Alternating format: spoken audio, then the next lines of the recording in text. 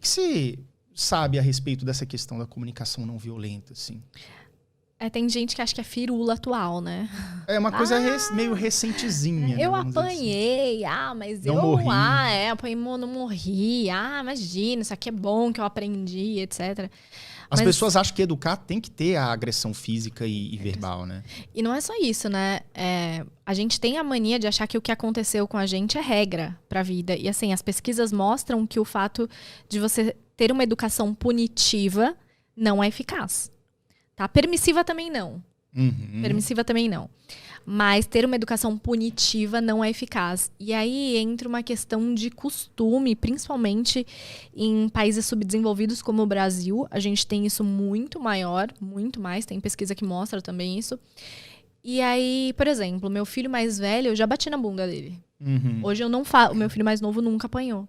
Entendi. E é uma visão meio deturpada. Assim, meu filho mais velho, ele tem TDAH. Do tipo combinado. Meu mais novo não tem.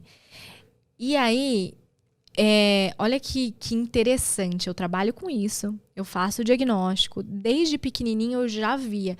Mas eu falei, não, eu acho que meu olhar tá poluído. Porque eu trabalho com isso. Eu tenho isso, não deve ser. Acho que não. Acho que é normal de criança, né? E, de fato, entrou 7 anos assim na escola. A escola já pediu avaliação. Falou, alguma coisa aí. Alguma coisa vamos olhar aí. de perto. E encaminhei para outra neuro fazer avaliação, que eu não pra poderia. Pra não ter essa visão, né? Isso. E deu, assim. Então, eu tinha que estar todo o tempo olhando, porque ou ele se machucava, ou ele ia machucar alguém, ou ia quebrar alguma coisa. É tão cansativo para os pais que eu não sei escrever. Os pais também, ou só as crianças? Sim, ou como é que é? Sim, eu faço orientação de pais. Hoje eu não atendo mais as crianças. Tem uma pessoa da minha equipe que atende. Eu faço orientação de pais, até porque eu não tô no Brasil. Então, as crianças eu não recomendo fazer online, assim. Não, tem que estar presencial. Tem que estar presencial. Né? Não é a mesma coisa, né? Não. Então, tem uma pessoa da minha equipe. Mas é tão interessante o quanto é difícil pra mãe e pro pai, assim. Difícil no sentido de entender, aceitar o diagnóstico ou conduzir o tratamento? O que você acha que é mais, pega mais? Pra mim, entender e aceitar o diagnóstico, não, porque eu já tinha. Mas cansativo real o dia a dia. A educação dia a dia. E aí, o que eu comecei a notar? Eu não sei se outra mãe, outro pai que assiste isso vai se identificar ou não, mas eu comecei a notar. O dia que eu dei um tapa na bunda dele e tal, porque eu já tinha pedido 85 vezes e ele não parava, né? E aí eu parei e falei, peraí. E eu já lia muito sobre educação não violenta e tal. Comunicação não violenta, educação não violenta. Falei, peraí, eu dei um tapa nele porque eu quero educar ele ou porque eu não tenho mais ferramenta e eu tô puta e cansada? E a resposta era óbvia. Não era a melhor estratégia pra educar ele. Eu queria punir ele. Era o que te ocorreu na hora. Não, eu queria punir ele porque eu tava cansada, sem paciência, porque eu já tinha falado 1 milhão de vezes. E o absurdo é assim, se eu chegar pra você e falar assim, olha, Yuri, meu marido ficou bravo comigo ontem, fiz um negócio que ele não gostou, ele me deu um tapão. É um absurdo, né? Absurdo, vai pra delegacia da mulher. Por que de acho a gente acha que tem o direito de bater nos nossos filhos? De bater, gente. Em qualquer outra circunstância, isso soa absurdo. Falar que um amigo te bateu, que sua mulher, seu namorado te bateu, é abuso. Mas não, meu filho, eu tenho direito. Que direito é esse? Que loucura. Se isso, ao menos em pesquisas, mostrassem que é eficaz, não é eficaz, né? E pelo contrário, dependendo... não foi só um tapinha. Não tem só um tapinha. Não tem só um tapinha. Você tá machucando, você tá ferindo. E eu realmente sei quanto é difícil. Eu tenho 2 meninos, né? Que eu acho que é um pouco... Meu pai fala isso, né? Meu pai teve 2 meninos e uma menina.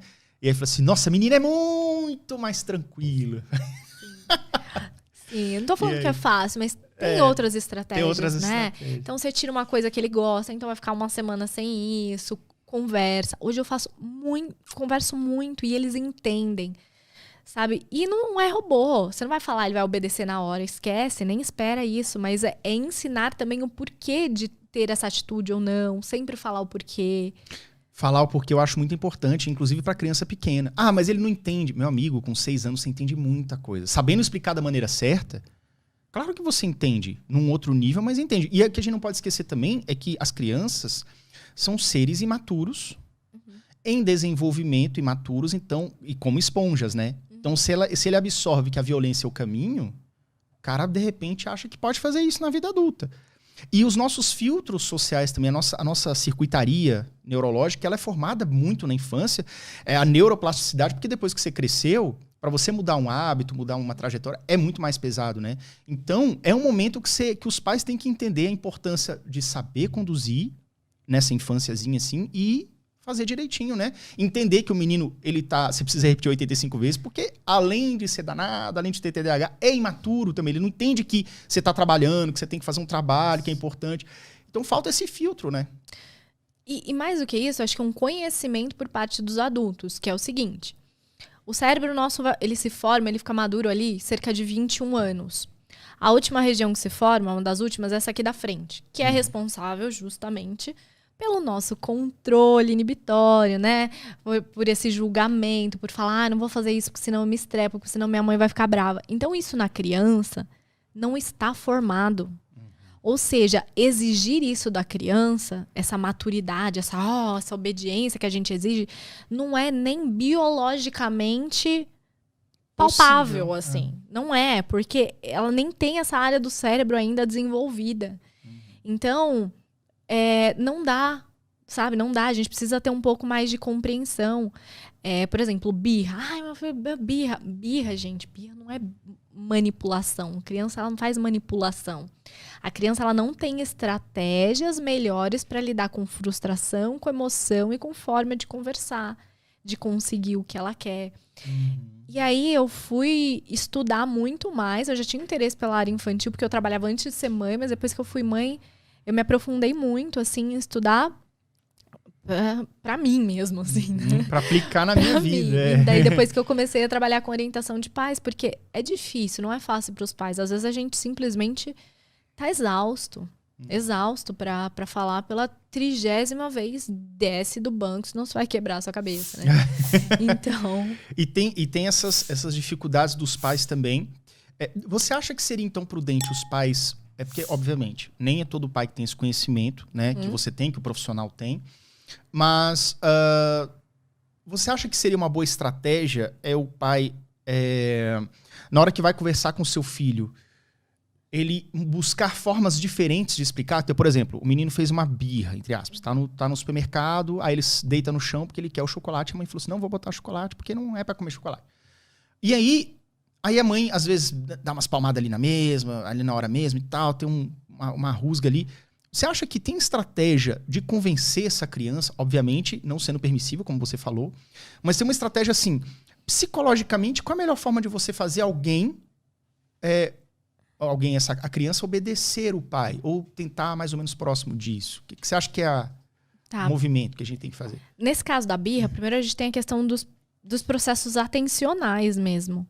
Então, por exemplo, vamos supor que, sei lá, eu quebro o seu bichinho aqui que você gosta muito, eu bato a mão e quebro ele aqui, estraçalho em 1000 pedaços. Você vai ficar com uma questão emocional aqui. Se alguém tentar te explicar o que está acontecendo com a iluminação ali, você não vai prestar atenção. Você não vai, mesmo que a pessoa te explicar 3 vezes de formas diferentes o que aconteceu com a iluminação, você tá aqui, ó, sua emoção. Por quê? Porque a nossa atenção, ela é focada a algum estímulo, alguma coisa, seja interna, seja uma emoção, ou externa. Ok.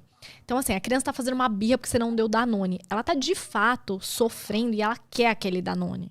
É a melhor forma de conseguir, é uma birra, ela tá tentando manipular. Ah, mas meu filho, a hora que eu dou, ele acalma. Sim. Você deu. Exato. Então, assim, na hora você ficar tentando conversar, esquece. O processo atencional da criança não vai voltar pra você. Então, ela precisa se acalmar. O que eu faço com os meus filhos, mas aí, dependendo da dinâmica da criança, eu oriento os pais de um jeito ou de outro. Meu filho mesmo anteontem tava fazendo uma birra, porque ele tava montando um joguinho assim, e eu tinha que ir embora da casa da minha mãe. Falei, filho, agora daqui, pus a mochila, agora vamos embora, a gente tem que ir embora. Gritou, jogou no chão, pegou a maçã que tava na mão, tacou no chão. Daí minha mãe, você não vai dar uma bronca? Você não vai dar uma bronca? Minha mãe já tava... Falei, filho, agora... A mamãe vai estar aqui, eu vou esperar você acalmar um pouquinho. Me dá, eu quero. Ele gritando, eu quero meu jogo. Eu falei, ó, a mamãe não te dá, tá? A mamãe não vai dar porque a gente tá indo embora. Eu tô esperando se acalmar, daqui a pouco eu vou colocar as coisas no carro. Ele ficou uns 5 minutos lá, mas gritando, minha mãe já tava alucinada querendo gritar com ele, né? Eu fui, desci, não tô falando que eu fiquei com paciência, que essa que eu tô aqui, não. Eu sei que não. Contei assim até 85, ele deu uma acalmada, eu conversei. Filho, a mamãe dá, mas não é toda hora, e agora é hora de ir embora, ok?